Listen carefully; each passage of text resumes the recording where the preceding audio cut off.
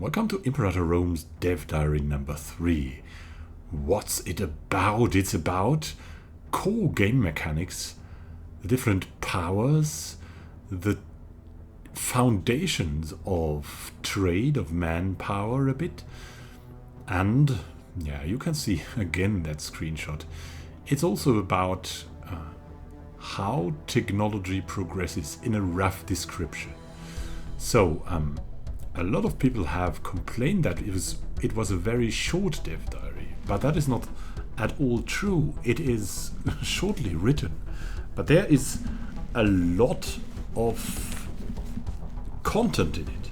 So first, looking at the core mechanics, we have scalable resources and non-scalable resources. So scalable resources that scale basically with the number of people or the number of cities you control. These are taxes, trades, basically everything that goes for gold and manpower, and also technology progress is depending on our citizens' output. And it remains to see if we will get some kind of break for bigger empires, like because of their bad bureaucracy or something, or if it will just scale well for bigger empires, and bigger empires will just be more progressive than smaller empires. That can also be the case. So, other than that, we have the non-scalable powers. It's 4 powers dependent in EU4-like fashion on the attributes of your ruler. So this nice helmet is based on the martial abilities of our ruler and represents the military power, which represents the virtues. More on these things a little later. I'm just going for the game mechanics, and then later we'll go into the meaning of these virtues in the actual Roman Empire. So the second power is called the civic power, gravitas. It is based on the finesse attribute of your ruler.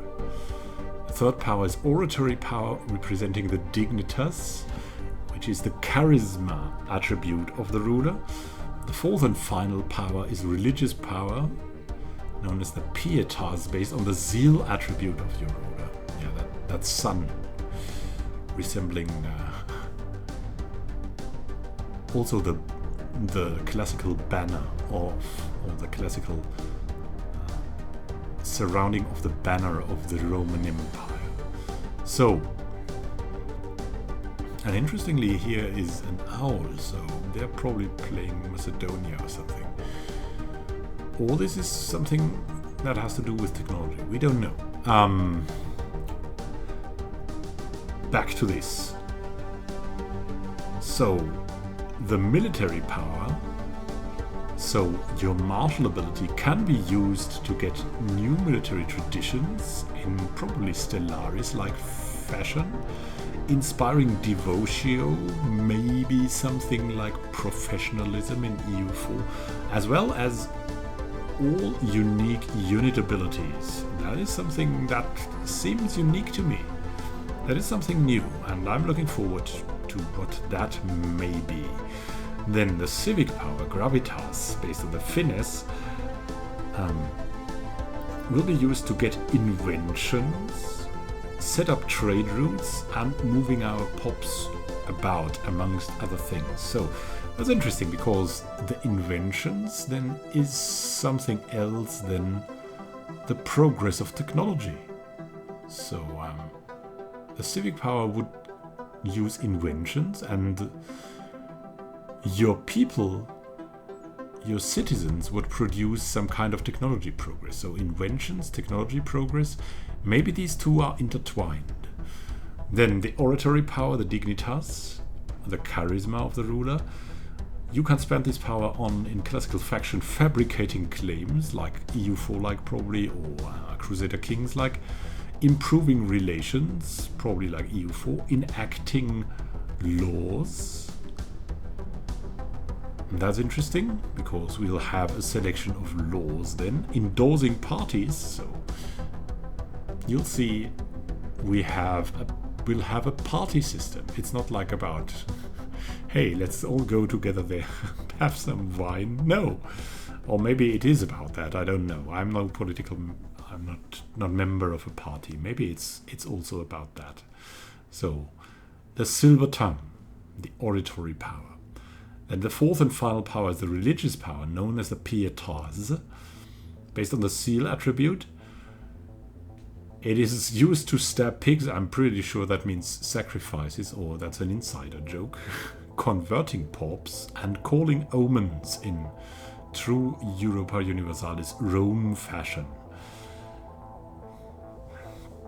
So now what about the virtues? There's some intertwining here. Now this is based on probably the ancient virtue set, not the new and mostly known Christian virtue set. So the virtues of Rome, there were actually around 20 primary Roman virtues. Among them things like manliness or tenacity, but also culturedness, education, and also things like cleanliness and taking care of your body. Things like chastity or kindness did not count as virtues there. The classic Christian virtues weren't as established there, like fitting into the society and being strong and respectful in that society was more important than these, I'd say,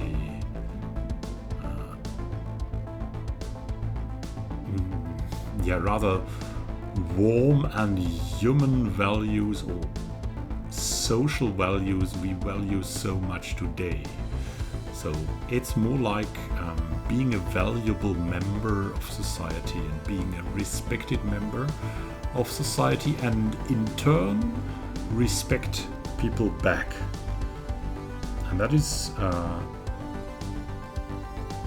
in the main representative of these virtues, which was like the epitome, was probably the military leader. And yes, later on, I mean, the emperors also became the undisputed rulers of the republic. They became the emperors. And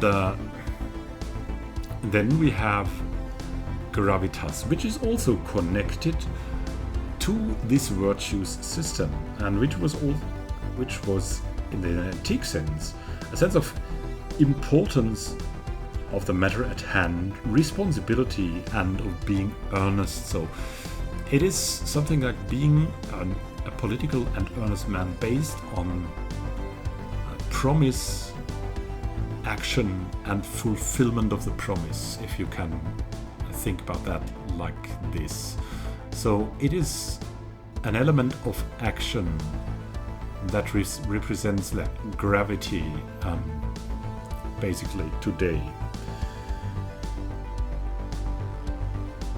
I think that's also a virtue that is more based on action than today's virtues in this. Gravity today would be seen as something probably being very representative, but not that much more, but very important in that direction, and fail to represent, then it's pretty bad. Whereas in the Roman Empire, gravitas was also bound to action. Then we have the dignitas, which is dignity. You get it there.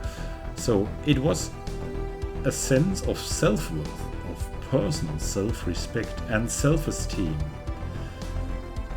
So this is of course connected to the charisma attribute of your ruler, and it represents another virtue. So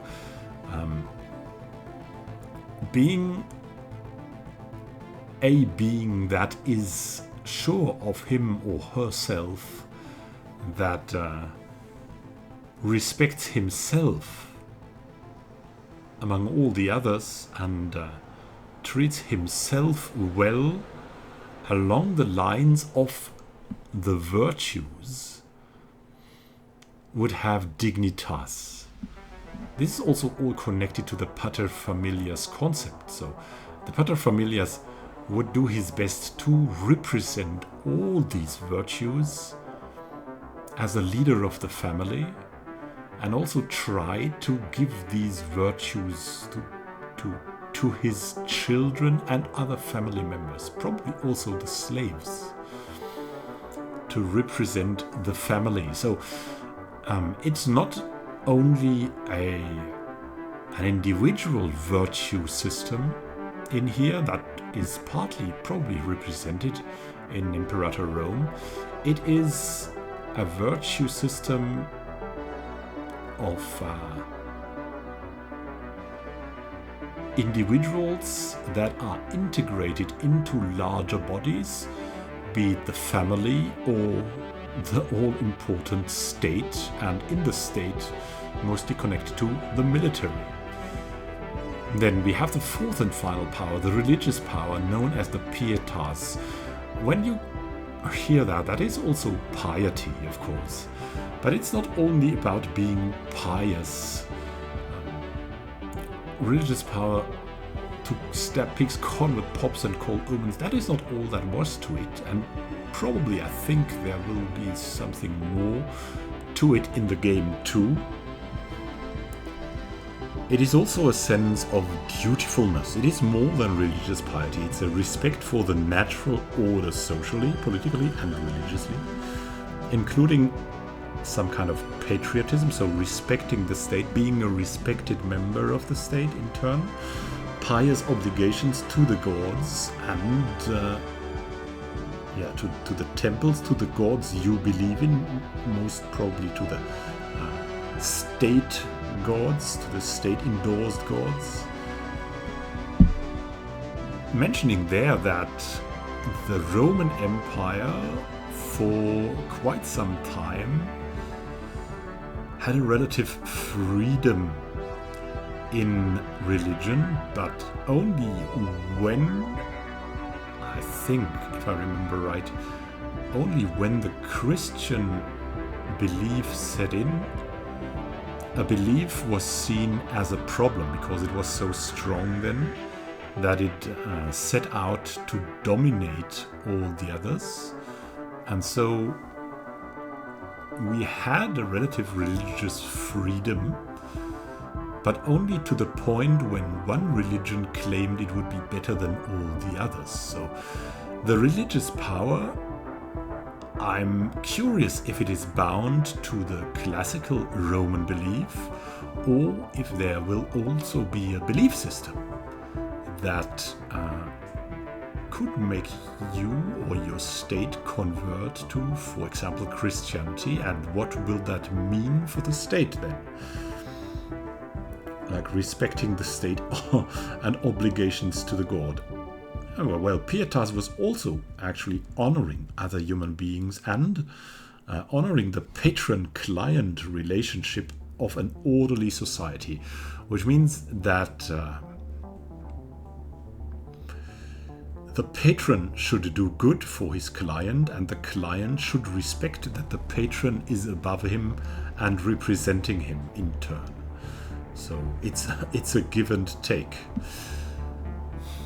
And so these are the powers, and among these actions we've mentioned, there's also lots more of abilities and interactions that may not use a combination of power to use. But your technology progress is depending on your citizens' output, not your spending of power. That is so interesting. I'm really curious as what this means. I mean, we can see that this here probably means something like the traditions or something.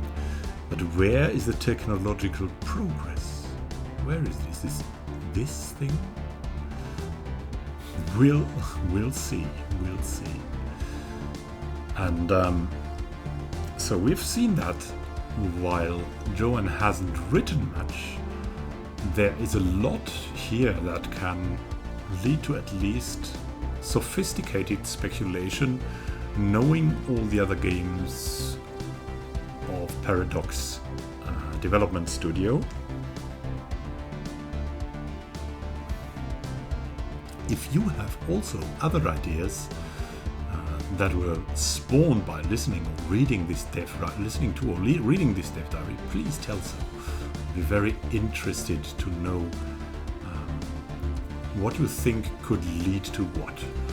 This is an exciting phase, because if we do this, we release our ideas out there as well, and these ideas, through the power of search engines, forum posts and so on, may come back to the developers and influence their development. So if you have a good idea, you should push it if you think it helps a game that you want to play. You can influence it.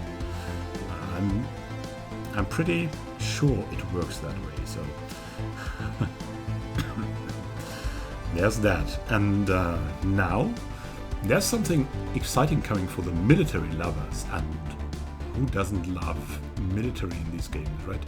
It's a foundation where you can excel compared to the AI usually. It's the great difference maker on the higher difficulties is often your military power. And next week we, which means Johan, will present units of Imperator Rome, and we will look at them together. So I'm looking forward to that. Thank you for watching and happy gaming to you. This is Immanuel signing out. A great time until next time.